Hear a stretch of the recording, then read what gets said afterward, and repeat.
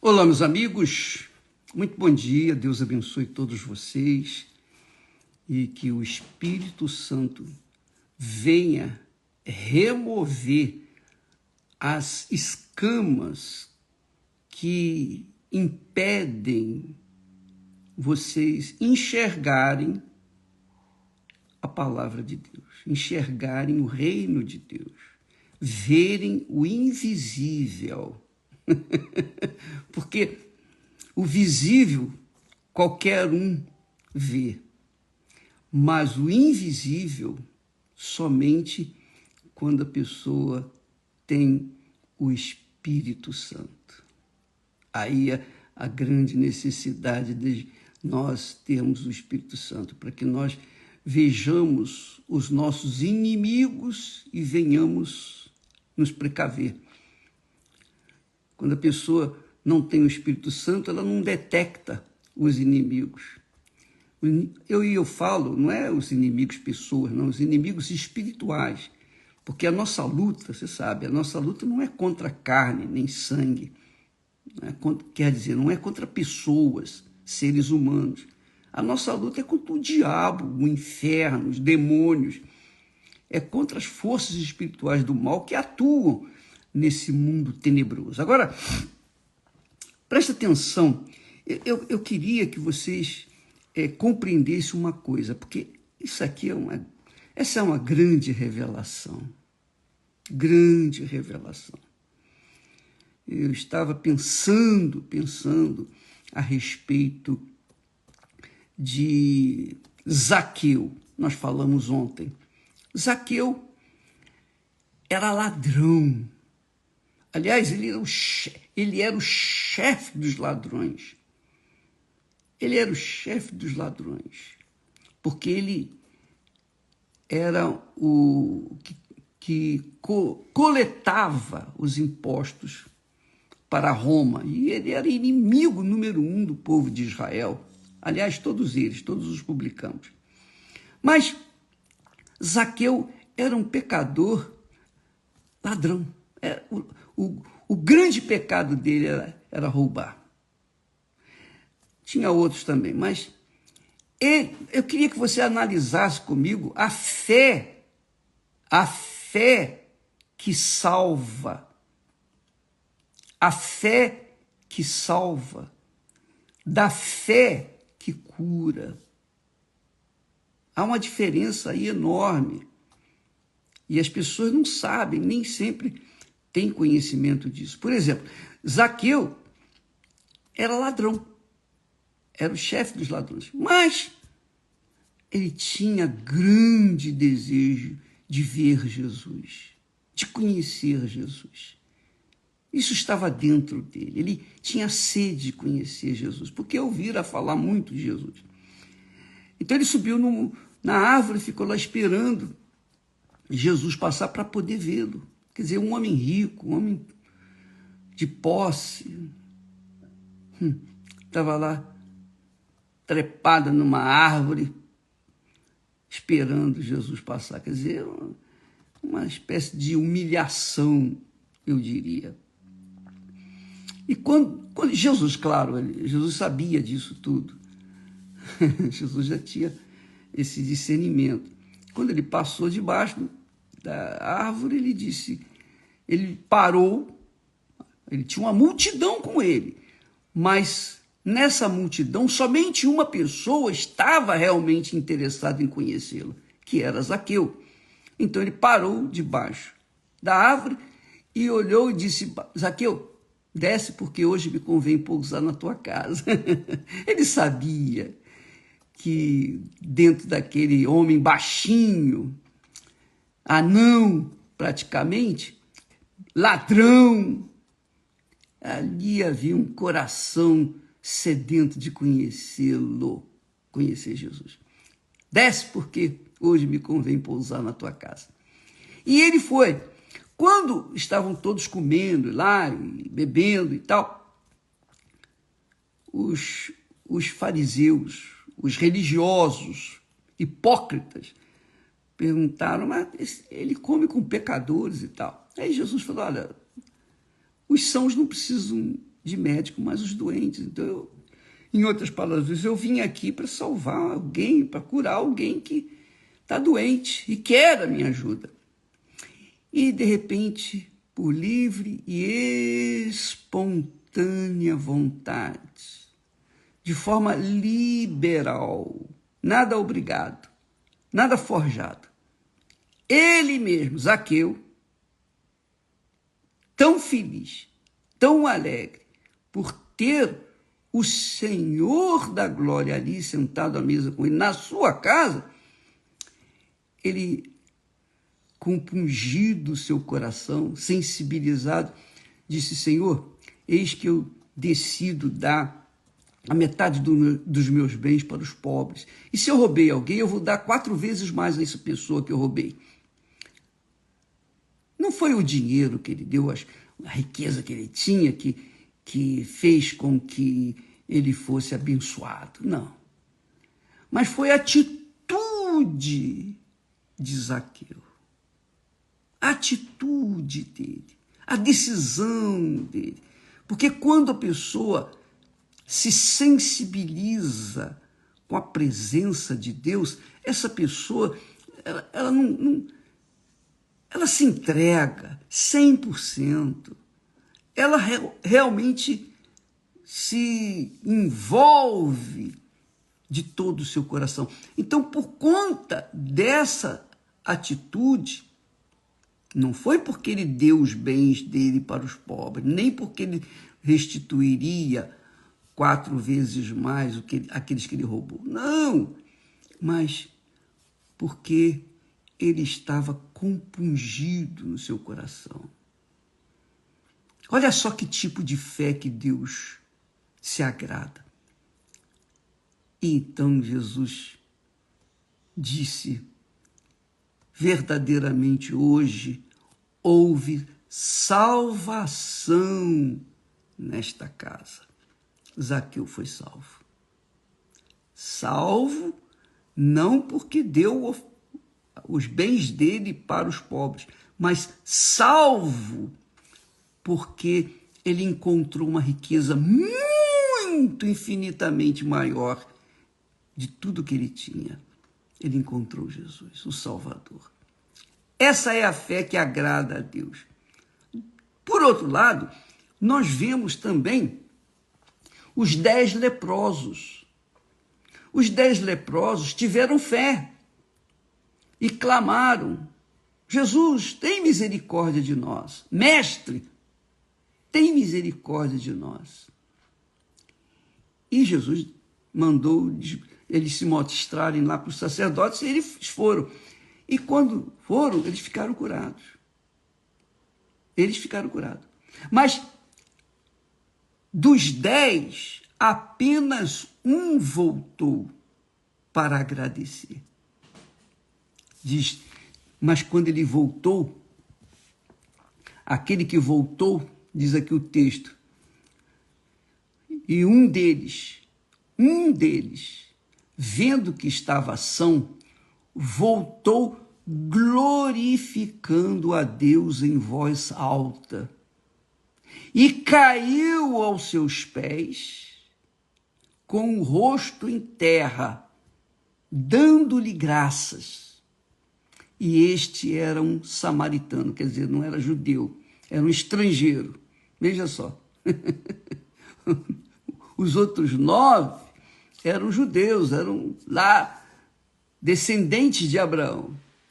Mas somente este era estrangeiro. Mas foi ele que voltou dando graças. Aí Jesus disse assim: peraí, não foram 10 os limpos? Jesus tinha contado. Não foram 10 os limpos? Onde estão os 9? E não houve quem voltasse para dar glória a Deus, senão o estrangeiro, aquele estrangeiro.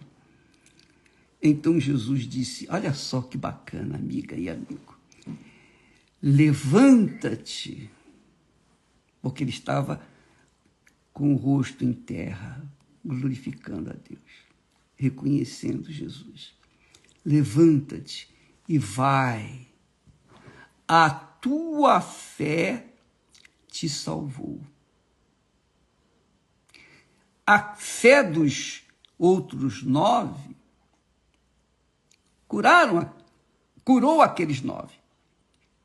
Mas a fé daquele estrangeiro não apenas o curou, mas o salvou. O salvou. Então, eu fiquei pensando, puxa, meu Deus, quantos que o Senhor deve estar contando? Poxa, não foram 1000 ou 1 milhão ou 10 milhões de pessoas que já foram curadas, que foram libertas, foram abençoadas economicamente, foram abençoadas com casamento, tiveram suas vidas transformadas. Não foram milhares e milhares e milhares de pessoas que foram curadas, libertas, abençoadas economicamente? Sim, foram. Quantos voltaram? Jesus disse, onde estão os 9? Onde estão os 9? Ninguém respondeu. E quem sabe, minha amiga e meu amigo, quem sabe você é um dos 9? Você já foi curado, você já foi liberto, aconteceu um milagre extraordinário na sua vida. Você experimentou o poder de Deus. Mas, o que você fez? Você voltou para dar glórias a Deus?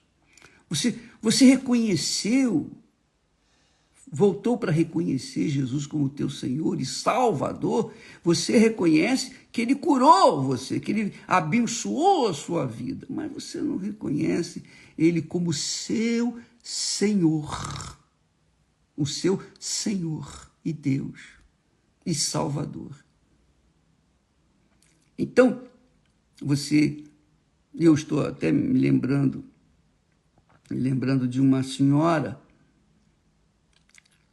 ela, já falei aqui há algum tempo atrás, ela teve a sua filha ressuscitada, ao ponto de o médico pedir perdão para ela. O médico pediu perdão para ela, porque ela já estava fria. O médico tinha dado o laudo que a criança estava morta. Mas ela disse, não, a minha filha não morreu. E ela bateu de frente com o médico e, de repente, a filha dela começou a respirar. E o médico se ajoelhou e pediu perdão para ela. Então, pessoas que receberam bênçãos inimagináveis. Mas esta senhora depois abandonou a fé. Não sei onde ela está. Não sei se está na fé ou não, mas pelo menos a gente não tem conhecimento dela ter voltado. Espero que tenha, para dar graças a Deus. E quando volta, não volta só para dizer obrigado, Jesus. Não é isso, não. Volta para se integrar ao corpo de servos de Deus. Ó, meu Pai, eis-me aqui para te servir pelo resto da minha vida. Essa é a fé que salva. A fé que faz a diferença. Jesus disse várias vezes, você pode ler isso, para os doentes que foram curados, ele disse, a tua fé te salvou, a tua fé te salvou, a tua fé te salvou. Vai, a tua fé te salvou. Mas muitas pessoas, como os 9 leprosos, foram curados, mas não foram salvos. Então, isso explica por quê, e responde a sua pergunta, poxa, mas o bispo fulano, o bispo Beltrano, o pastor, aquele pastor era tão usado por Deus, ele usou a fé, ele me curou, ele saiu, deixou a família, onde ele está? Então, essa é a razão.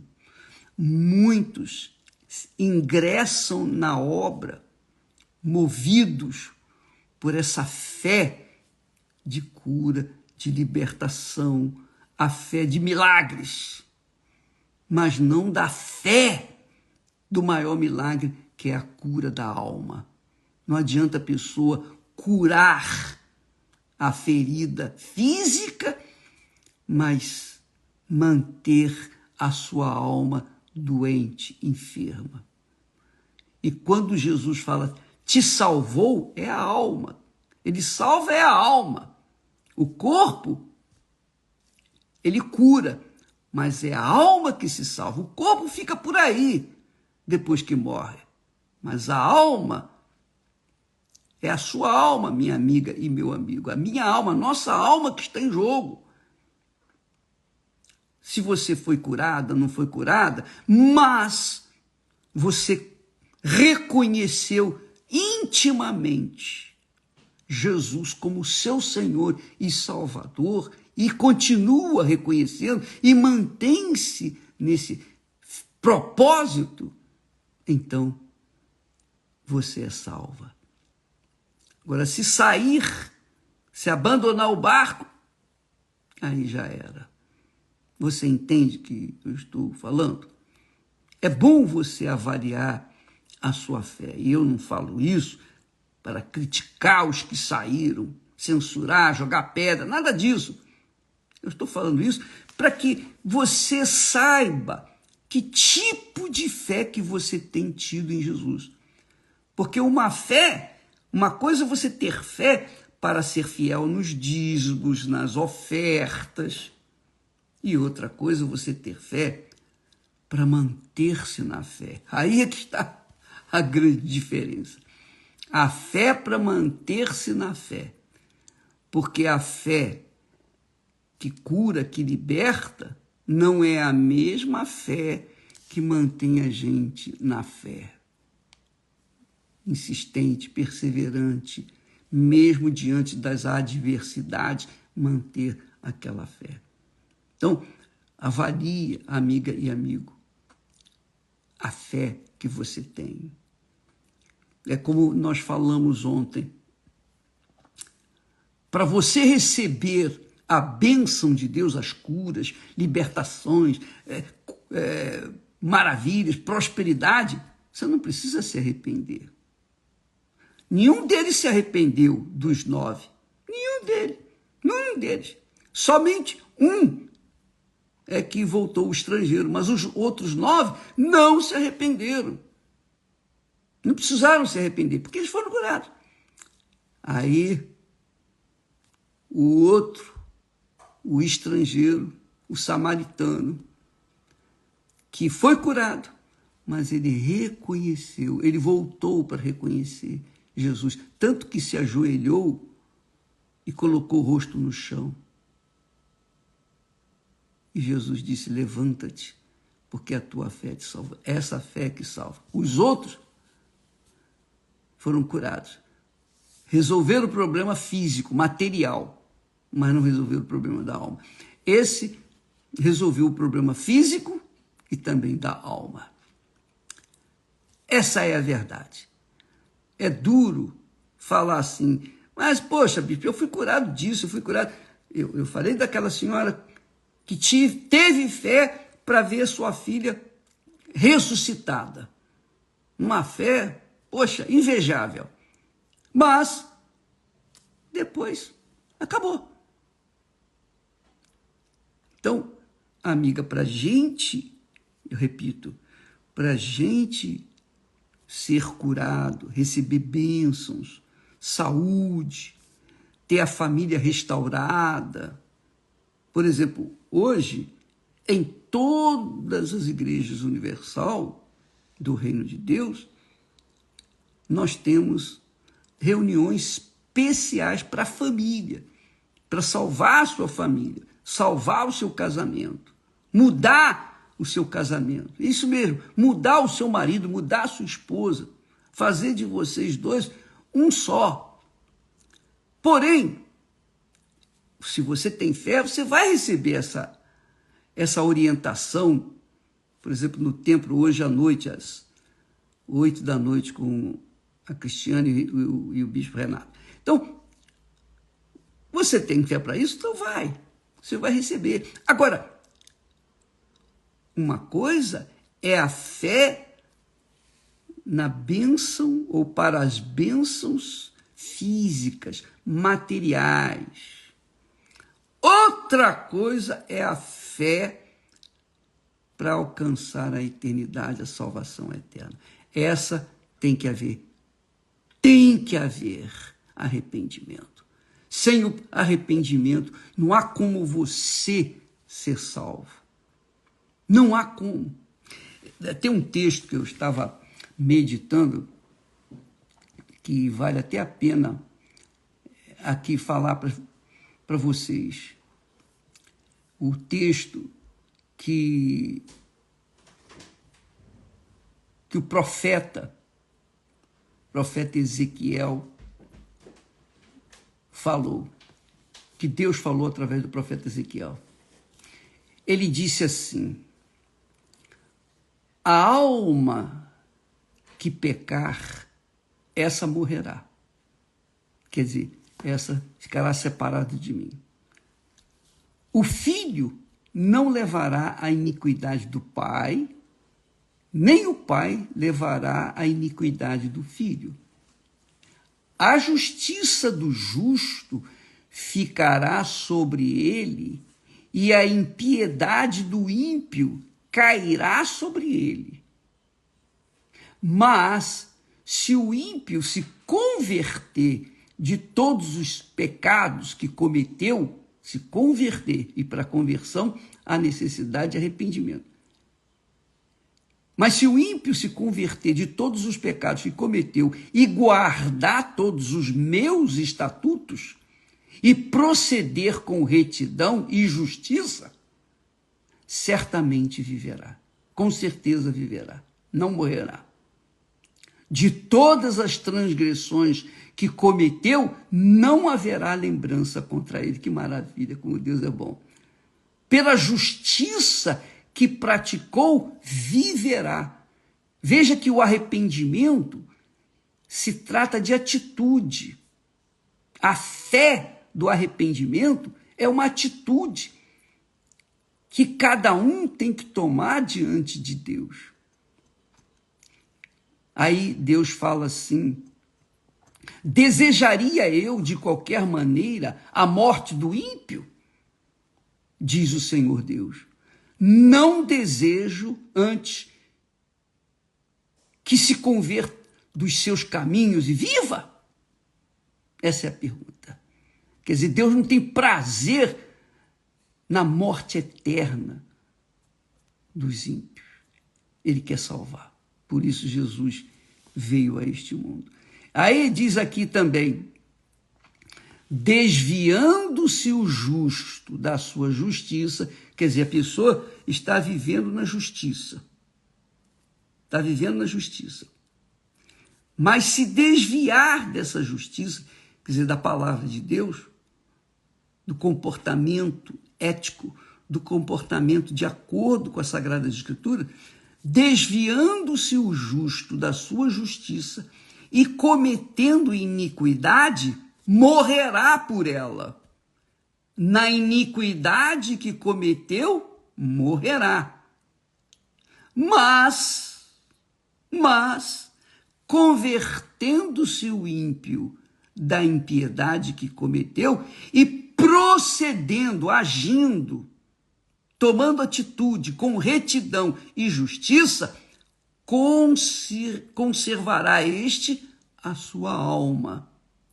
Conservará este a sua alma em vida. Pois que reconsidera e se converte de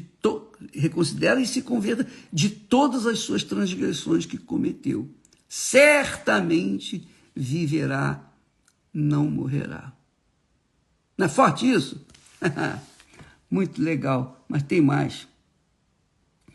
Tem muito mais.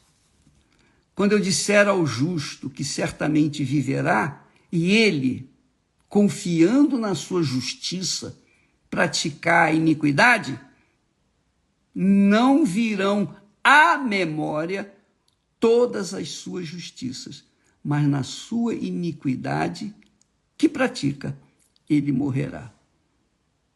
E quer dizer, em outras palavras, não adianta eu pessoalmente, andar na justiça com Deus toda a minha vida.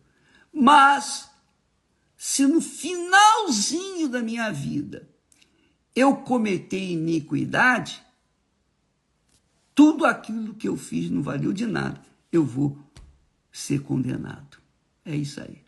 Eu tenho que manter a minha integridade, viver na justiça, na verdade, todos os dias até o último suspiro.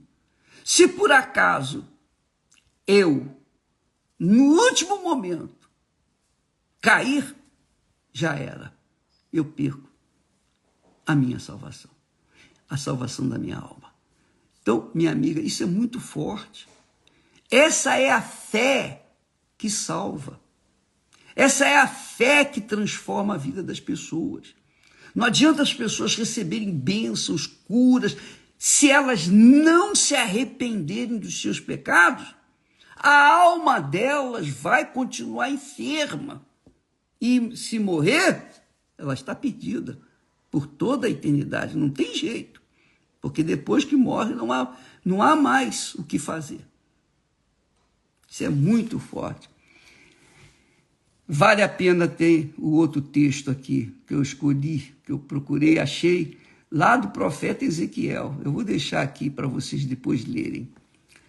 Quando, isso Deus falando, através do profeta, quando eu também disser ao ímpio, certamente morrerás, se ele se converter do seu pecado e praticar juízo e justiça, quer dizer, se ele agir a sua fé de acordo com a minha palavra, restituindo esse ímpio o penhor, indenizando o que furtou, foi o que aconteceu com Zaqueu.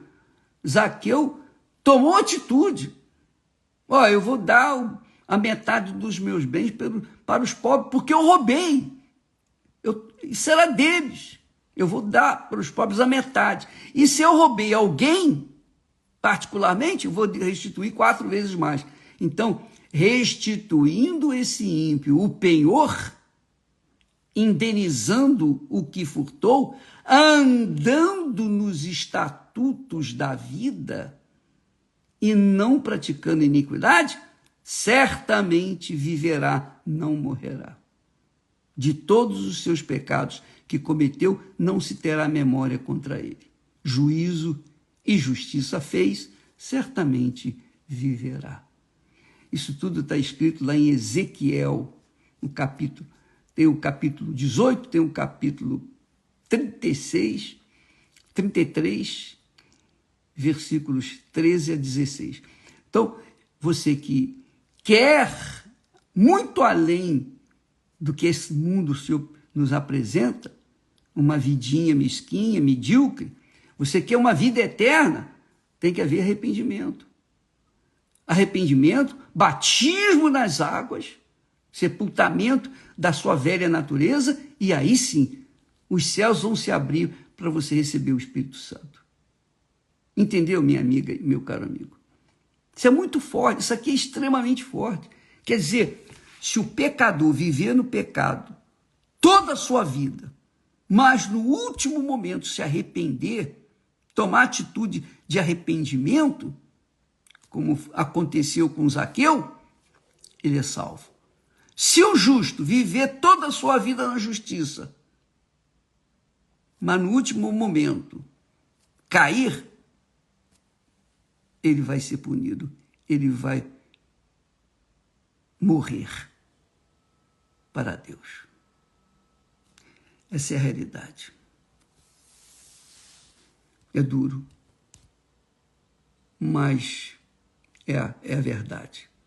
Avalie a sua fé. Muita gente, como os 9 leprosos, muita gente foi curada de suas lepras, mas não curaram suas almas. Muita gente foi curada de câncer.